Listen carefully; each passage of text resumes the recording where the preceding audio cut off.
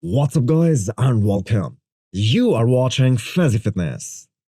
After watching this year's Olympia, Josh Lenartowicz is fired up to get back on stage and he has officially made the announcement that 2023 will be the year of his comeback. I'm coming back in 2023. Hope everyone has a fantastic and safe new year, and I'll see you here on social media 2023. If I remember correctly, the Arnold Classic 2020 was the last time Josh stepped on stage. And it was far from his best, because he was battling with some health issues. Now at his best, Josh was a top 10 Olympia competitor. In both 2016 and 2017, he was placed 9th, even though he did not fully recover from the sudden death of his training partner and friend, Dallas Mccarver. That happened a few weeks before the Olympia 2017. I don't know how he is gonna compare in this day and age because times have changed and his strength is sheer size and conditioning. He isn't one of those aesthetic bodybuilders, but I am really excited to see this comeback if it actually happens. So Keone Pearson has got the feedback from the judges. They want a thicker and denser back in 2023. And it should be no surprise, because Keone's front can go toe-to-toe with anyone in the entire 212, simply because of the illusion he's able to create due to those wide lats and extremely small waist.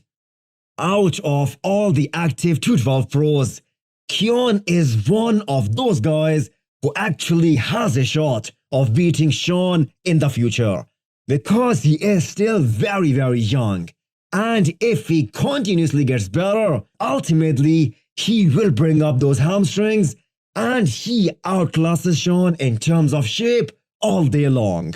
On a side note, Keone Pearson is taking his Christmas meals extremely seriously. I was really disappointed with Branch Chen's performance at the Olympia this year. But this is how much this division has evolved in the last 3 years. He placed 14th out of the 55 guys in that lineup. But his potential is a lot better than 14th.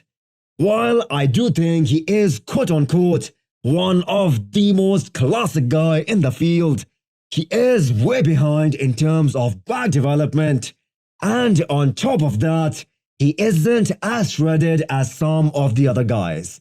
I do hope he comes back in 2023, and that too with a vengeance, and gets back in that top 5 again, because I believe he can get there. Urs is taking full advantage of the rebound phase. He wasn't able to win the Olympia or beat Ramon this year, but he did move up 1 place and cracked top 3. That's a huge step in his professional career. If he wants to win the Olympia, I don't think he should do the Arnold Classic this year. He needs to fill up that back and continue to improve his arms.